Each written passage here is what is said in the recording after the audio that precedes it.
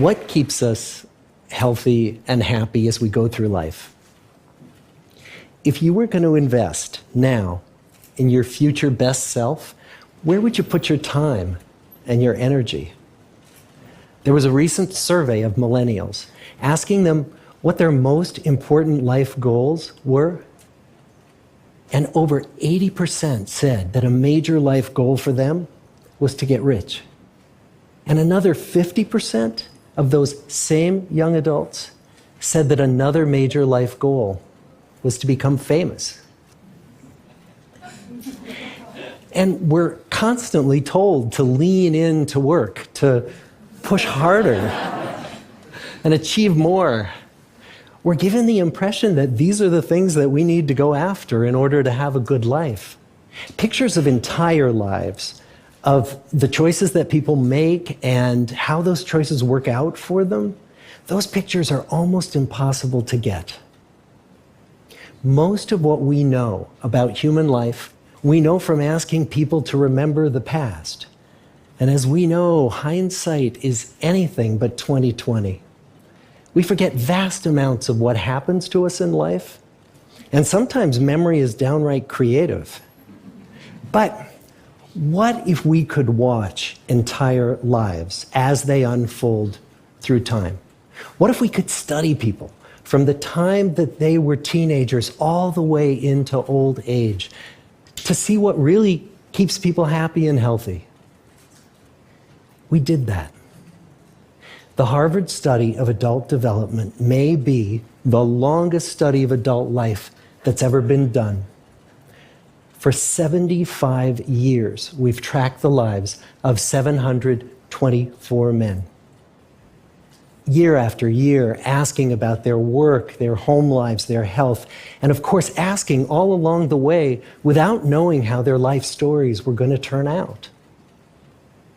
Studies like this are exceedingly rare. Almost all projects of this kind fall apart within a decade because too many people drop out of the study, or funding for the research dries up, or the researchers get distracted, or they die, and nobody moves the ball further down the field. But through a combination of luck and the persistence of several generations of researchers, this study has survived. About 60 of our original 724 men are still alive, still participating in the study, most of them in their 90s. And we are now beginning to study the more than 2,000 children of these men. And I'm the fourth director of the study. Since 1938, we've tracked the lives of two groups of men. The first group started in the study when they were sophomores at Harvard College. They all finished college during World War II, and then most went off to serve in the war.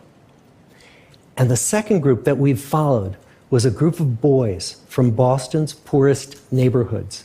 Boys who were chosen for the study specifically because they were from some of the most troubled and disadvantaged families in the Boston of the 1930s.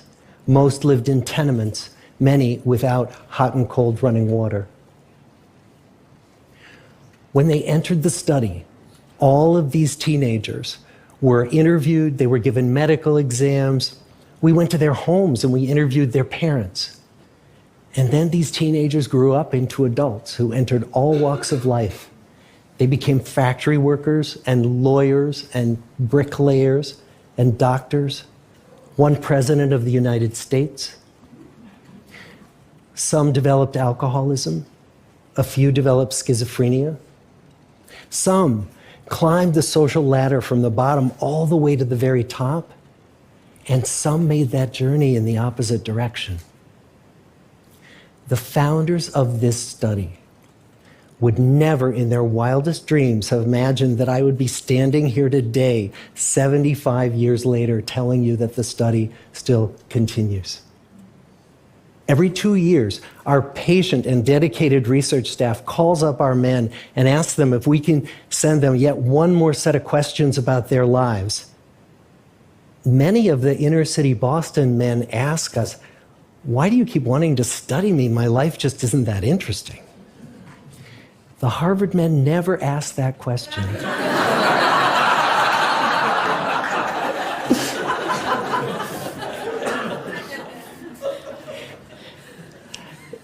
To get the clearest picture of these lives, we don't just send them questionnaires. We interview them in their living rooms. We get their medical records from their doctors. We draw their blood. We scan their brains. We talk to their children. We videotape them talking with their wives about their deepest concerns. And when about a decade ago we finally asked the wives if they would join us as members of the study, many of the women said, it's about time. So what have we learned? What are the lessons that come from the tens of thousands of pages of information that we've generated on these lives? Well, the lessons aren't about wealth or fame or working harder and harder. The clearest message that we get from this 75-year study is this: good relationships keep us happier and healthier, period. We've learned 3 big lessons about relationships. The first is that social connections are really good for us and that loneliness kills. It turns out that people who are more socially connected to family, to friends, to community are happier, they're physically healthier, and they live longer than people who are less well connected. And the experience of loneliness turns out to be toxic.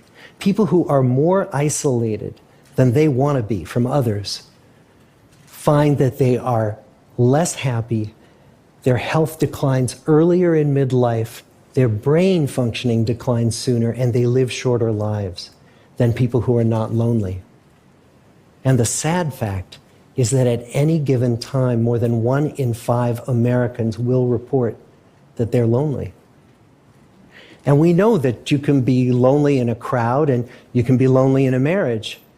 So the second big lesson that we learned is that it's not just the number of friends you have, and it's not whether or not you're in a committed relationship, but it's the quality of your close relationships that matters. It turns out that living in the midst of conflict is really bad for our health. High conflict marriages, for example, without much affection, turn out to be very bad for our health, perhaps worse than getting divorced. And living in the midst of good, warm relationships is protective. Once we had followed our men all the way into their 80s, we wanted to look back at them at midlife and to see if we could predict who was going to grow into a happy, healthy octogenarian and who wasn't. And when we gathered together everything we knew about them at age 50, it wasn't their middle-aged cholesterol levels that predicted how they were going to grow old. It was how satisfied they were in their relationships. The people who were the most satisfied in their relationships at age 50 were the healthiest at age 80. And good, close relationships seem to buffer us from some of the slings and arrows of getting old. Our most happily partnered men and women reported in their 80s that on the days when they had more physical pain, their moods stayed just as happy. But the people who were in unhappy relationships, on the days when they reported more physical pain, it was magnified by more emotional pain. And the third big lesson that we learn about relationships and our health is that good relationships don't just protect our bodies, they protect our brains. It turns out that being in a securely attached relationship to another person in your 80s is protective. That the people who are in relationships where they really feel they can count on the other person in times of need, those people's memories stay sharper longer. And the people in relationships where they feel they really can't count on the other one, those are the people who experience earlier memory decline. And those good relationships, they don't have to be smooth all the time. Some of our octogenarian couples could bicker with each other day in and day out. But as long as they felt that they could really count on the other when the going got tough, those arguments didn't take a toll on their memories. So, this message that good, close relationships are good for our health and well-being, this is wisdom that's as old as the hills. Why is this so hard to get and so easy to ignore? Well, we're human. What we'd really like is a quick fix, something we can get that'll make our lives good and keep them that way. Relationships are messy and they're complicated, and the hard work of tending to family and friends, that's not sexy or glamorous. It's also lifelong. It never ends. The people in our 75-year study who were the happiest in retirement were the people who had actively worked to replace workmates with new playmates. Just like the millennials in that recent survey, many of our men, when they were starting out as young adults, really believed that fame and wealth and high achievement were what they needed to go after to have a good life. But over and over these 75 years, our study has shown that the people who fared the best were the people who leaned into relationships with family, with friends, with community. So what about you? Let's say you're 25, or you're 40, or you're 60. What might leaning into relationships even look like? Well, the possibilities are practically endless.